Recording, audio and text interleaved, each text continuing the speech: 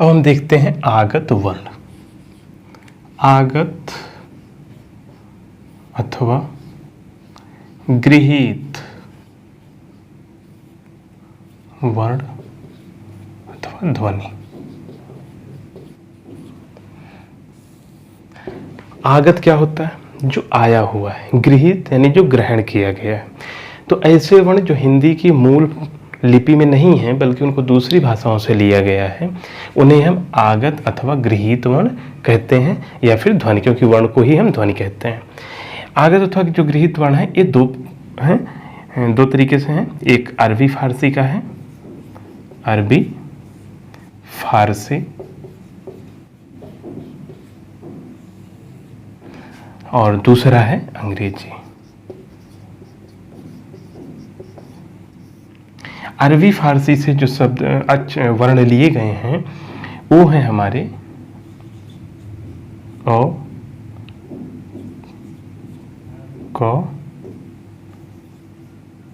ख, ग, ज और फ। इनमें देखो सभी वर्णों के नीचे क्या है?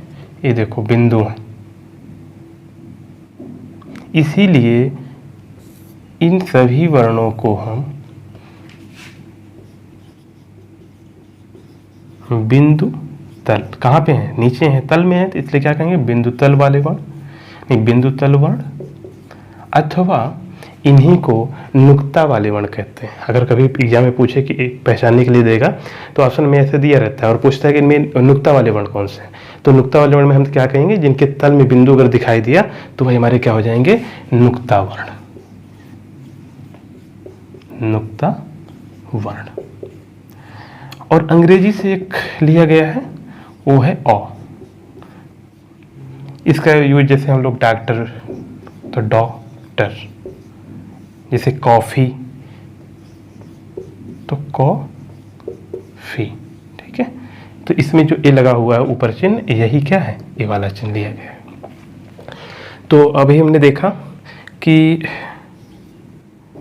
मानक हिंदी में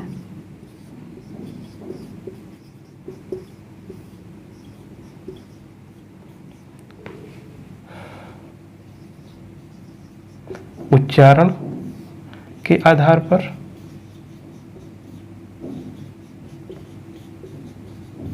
कुल वर्ण कितने थे? 45। लेकिन और क्या कहते हैं, लेखन के आधार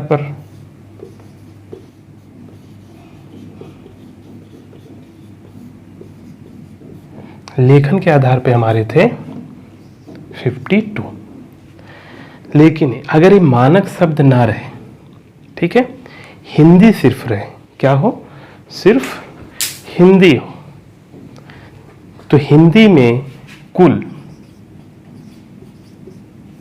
वर्ण उच्चारण के आधार पे हमारे हो जाएंगे 45 + 2 यानी कि 47, और इसमें लेखन के आधार पर 52 + 3 यानी कि 55, इतने हो जाएंगे, यानी 55। ठीक है, इसमें कोई डाउट तो नहीं है। तो ये हमारा मानक और कुल हिंदी वर्णों में कितने स्वर और व्यंजन यानी कि टोटल वर्णों की संख्या कितनी होती है, ये कंप्लीट हो गया।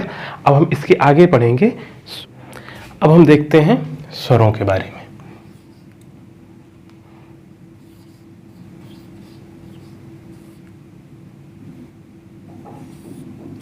स्वर क्या होते हैं? जिन वर्णों को बोलने में किसी और वर्ण की सहायता नहीं ली जाती है उसे हम स्वर कहते हैं। हिंदी में टोटल स्वरों की संख्या 13 मानी गई है।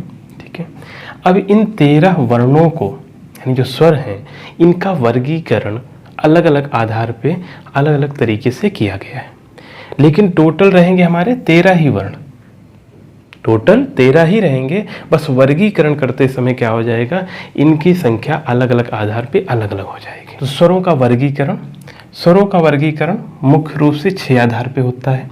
पहला है उच्चारण अथवा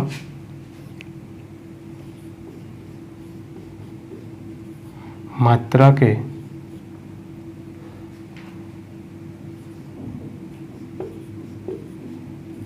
समय के आधार पर टोटल हम 6 प्रकार से इसको हम देखेंगे और इन सब का अलग अलग हम पढ़ेंगे और विस्तार में पढ़ेंगे। इसमें से क्वेश्चन बहुत पूछे जाते हैं और अधिकतर बच्चे इसमें क्या होते हैं, गलत करते हैं। क्यों? क्योंकि इसमें कंफ्यूज रहते हैं। लेकिन जब हम इसको विस्तार में बताएंगे तो कोई भी क्वेश्चन आपका गलत इसमें नहीं होगा। अब हम इसमें सबसे पहला उच्चारण अथवा मात्रा के समय के आधार पर इसको विस्तार में देखते हैं। बाकी इसको हम नेक्स्ट वीडियो में, आगे की वीडियो में करते रहेंगे। तो हम देखते हैं उच्चारण अथवा मात्रा के समय के आधार पर। उच्चारण अथवा मात्रा के समय के आधार पर जब हम वर्णों को देखते हैं, वो भी स्वर वर्णों को, तो कभी कम समय लगेगा कुछ स्वरों को बोलने में, कभी ज़्यादा समय लगेगा, कभी उससे भी ज़्यादा लगेगा। तो इस आधार पे इनका वर्गीकरण किया जाता है। इसके पहले हम इसको विस्तार में पढ़ें, पहले हम देख लेते हैं मात्रा। मात्रा क्या होता है? मात्रा का वैसे तो शाब्दिक अर्थ होता है व्यंजनों के साथ मेलिक स्वर। मात्रा को अगर देखें तो इसका शाब्दिक अर्थ जो होता है वो होता है, शाब्दिक अर्थ होता है व्यंजन के साथ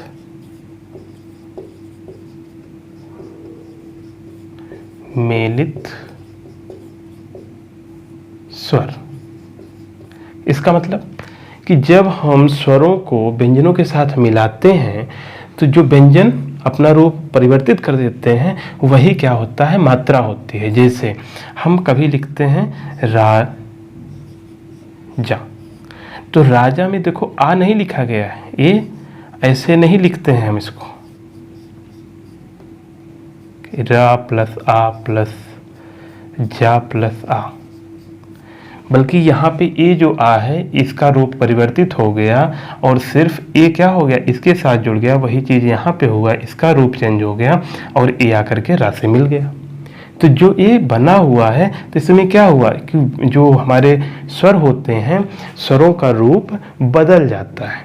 तो जो बदला हुआ रूप स्वरों का होता है उसे ही हम क्या कहते हैं, मात्रा कहते हैं। हिंदी की जो लिपि है उसमें 11 वर्ण हैं।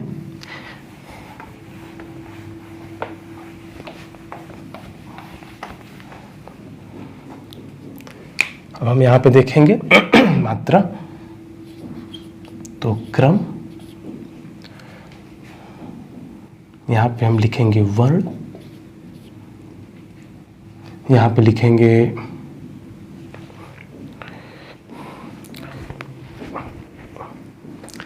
मात्रा,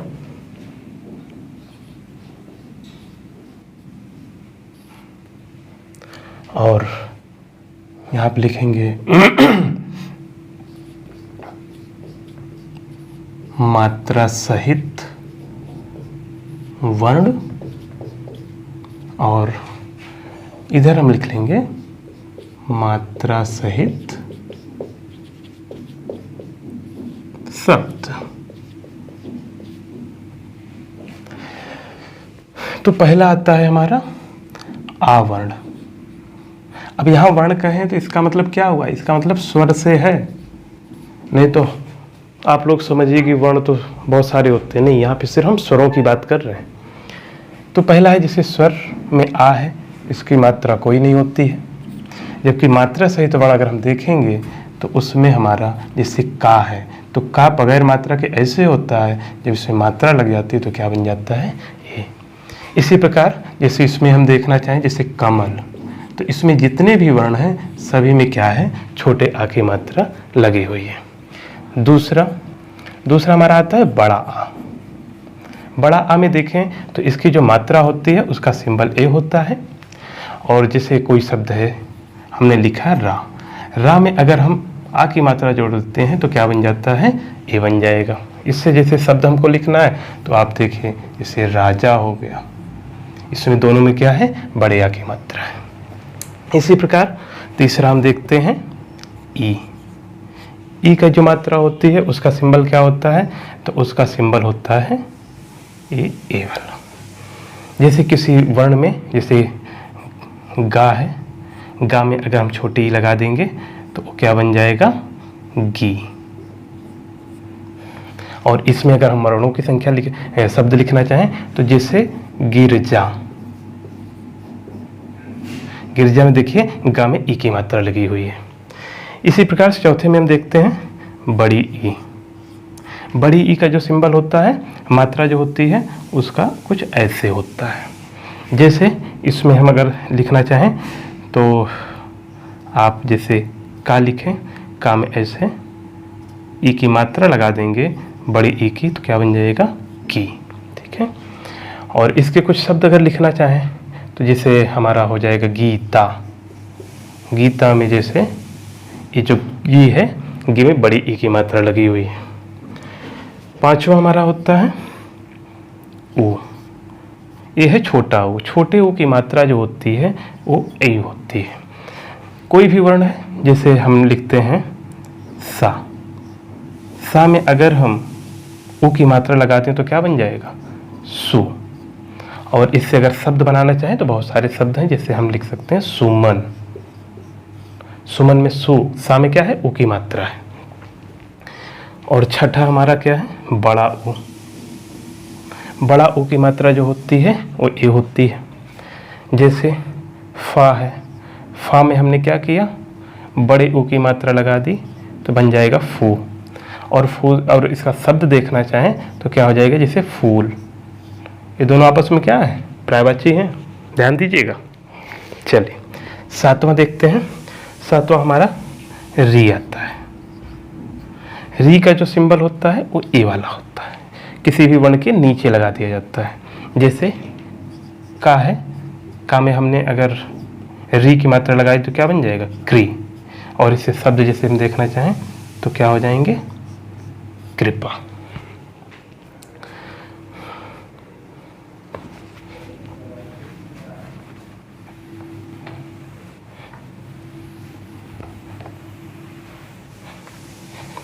सात हो गए हैं। आठवां यहां से देख लेते हैं, ए। तो ए हमारा स्वर होता है, इसकी मात्रा होती है ए।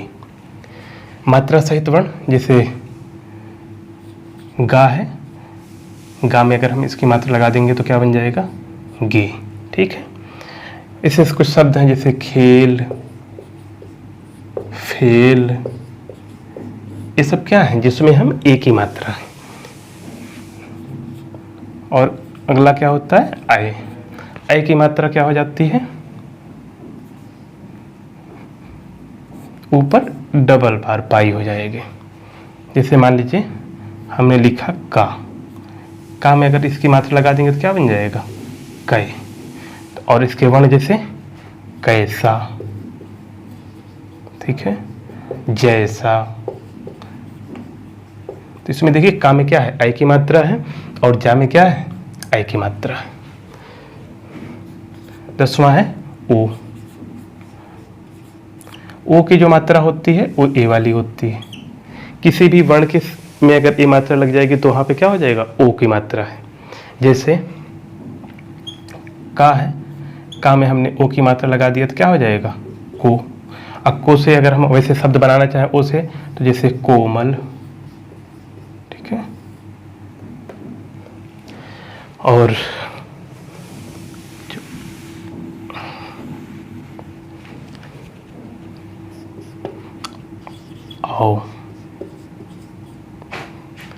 औ की मात्रा क्या हो जाएगी, बस यही रहेगा, इसमें डबल पाई हो जाएगी। जैसे हमने लिखा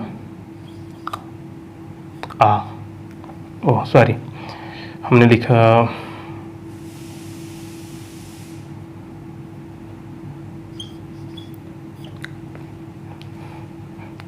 का है, का में क हो जाएगा।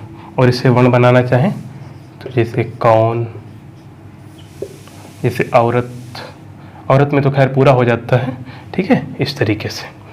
तो ये है टोटल हमारे 11 स्वर जिनकी हमने अभी देखी, मात्राएं देखी, और मात्रा जब वर्णों में लगती है तो कैसे वर्णों में परिवर्तन होते हैं उसको देखा, और मात्रा सहित शब्दों के रूप में जब दिखते हैं तो शब्दों में कैसे मात्राएं लग जाती हैं। तो हमने देखा कि वैसे तो वर्ण जैसे स्वर है ए, तो ए का तो सिंबल ए होता है, लेकिन जब किसी व्यंजन के साथ मिलता है तो वहाँ पे इसका रूप ऐसा ना होकर के वो ए वाला हो जाता है। जैसे गा में अगर ए की लिखना है तो ए इसको नहीं लिखेंगे, बल्कि इसमें ए की मात्रा लगाएंगे। इसी प्रकार से ये सभी हैं हमारे। जैसे इसमें औ है तो औ की मात्रा क्या होती है, एक खड़ी लाइन और उसके ऊपर डबल लाइन खींचिए तो क्या हो जाएगा। जैसे का है तो का में अगर हम इस मात्रा को लगा देंगे तो बन जाएगा कौ। जैसे शब्दों में लगाएं तो जैसे कौन हो गया, ये सब। ठीक, तो ये हो गए हमारे मात्राएं। तो स्वरों के टोटल 11 स्वर होते हैं जो कि हमारी लिपि में है, और उन 11 स्वरों की मात्राओं को भी हमने यहाँ पे देखा। तो अभी तक हमने मात्राओं को देखा। अब इसके बाद देखते हैं, हम चर्चा कर रहे थे स्वरों के वर्गीकरण की। स्वरों के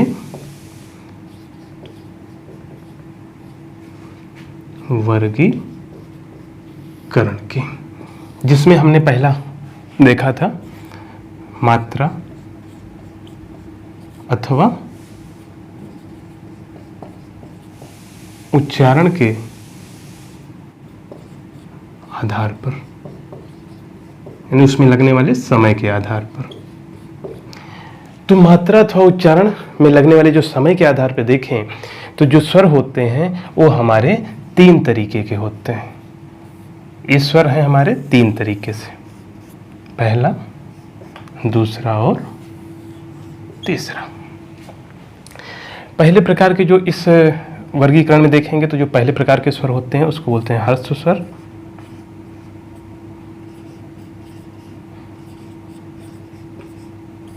दूसरा होता है दीर्घ स्वर,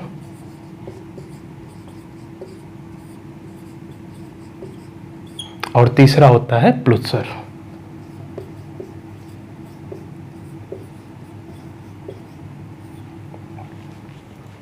हर्ष स्वर क्या होते हैं? ऐसे स्वर जिनको बोलने में कम समय लगता है, उसे हम क्या कहते हैं? हर्ष स्वर। और इसको ऐसे भी आप पहचान सकते हैं कि जो छोटे होते हैं, जो लिखे जाते हैं और बोलने में भी उनको बहुत जरा सा समय लगे, जैसे आ, ई, उ, री, ये सब क्या है? हर्ष स्वर होते हैं। तो हर्ष स्वर में हमारे उनको आ जाते हैं आ, छोटी ई, छोटा उ और री। दीर्घ स्वर क्या होते हैं? ऐसे स्वर जिनको बोलने में हर्ष स्वर से भी ज़्यादा समय लगता है, जैसे बड़ा आ तो कैसे पढ़ते हैं? आ, बड़ी ई तो ई, तो ई में क्या हो रहा है? ज़्यादा समय लग रहा है। इसके अंतर्गत हमारे कितने आते हैं, कौन कौन आते हैं? तो इसके अंतर्गत बड़ा आ, बड़ी ई, बड़ा उ और ए, आए, ओ और आओ, ये हमारे इसके अंतर्गत आते हैं। कितने हैं ये? तो 3, 1 4 और 4 3 7, जबकि इधर कितने हैं हमारे? 4। तो टोटल कितने हो गए? 11। दीर्घ जब हम स्वरों को वर्ग इस आधार पे करते हैं तो हर्ष स्वर में सिर्फ ये 4 आएंगे, दीर्घ स्वर में 7 ए आते हैं। लेकिन एक और भी वर्ण होता है, उसको भी दीर्घ में ही गिना जाता है, जो हमने देखा था, जो आगत वर्ण है। एक ऐसा है, ये आगत वर्ण है, आगत स्वर है, जो कि हमारा इसमें दीर्घ स्वर के अंतर्गत आता है। तीसरा होता है प्लुत स्वर। प्लुत स्वर ऐसे स्वर होते हैं जिनमें हर्ष ही नहीं, दीर्घ से भी ज़्यादा समय लगता है, उसे हम क्या कहते हैं? प्लुत स्वर कहते हैं। प्लुत स्वर अब बहुत कम यूज में होते हैं, जैसे सामान्यतः इसका प्रयोग जो है पहले जो जैसे रंगमंच होता है तो वहाँ पे कोई चीज़ जब बहुत समय तक बोलना होता है तो वहाँ पे इसका प्रयोग किया जाता है। जैसे राम है तो राम को अगर काफ़ी विस्तार में करना हो तो हम क्या करते हैं? वहाँ प्लुत स्वर होता है। प्लुत स्वर का जनरली सिंबल ऐसे हो जाता है, जैसे राम को अगर देर तक बोलना है तो ऐसे ऐसे बोलते हैं।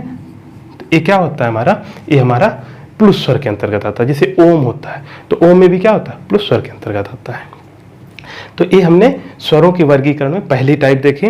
पहले प्रकार में हमने देखा कि मात्रा अथवा उच्चारण के आधार पर, तो मात्रा अथवा उच्चारण के आधार पर स्वर 3 तरीके के होते हैं। पहला हर्ष स्वर, दूसरा दीर्घ स्वर, तीसरा प्लुत स्वर। ये बहुत बेसिक से क्वेश्चंस इसमें से पूछे जाते हैं और हम लोग इसमें बहुत गलतियां कर जाते हैं। कभी कभी पूछ लेता है कि इनमें से ह्रस्व स्वर कौन सा है, हम समझ ही नहीं पाते हैं कि हाँ इसमें ह्रस्व स्वर कौन सा है, जबकि ये बहुत ही ईजी होता है।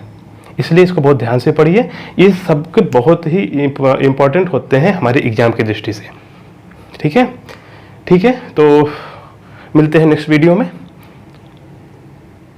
और उसमें हम इसके आगे का जो है देखेंगे, जो कि अभी हमारे कितने प्रकार थे, टोटल 6 थे, अब इसमें कितने रह जाएंगे 5। तो अगले जो 5 प्रकार हैं उसको हम नेक्स्ट वीडियो में देखते हैं। ठीक है, लाइक करिए, सब्सक्राइब करिए चैनल को, आपको बहुत फ़ायदा होगा इससे। और हाँ, इसके पीछे एक वीडियो हमने बनाया था, उसको भी आप लोग देख लीजिएगा उसके में, और उसके बाद फिर इसको देखिएगा, बहुत अच्छे समझ में आएगा।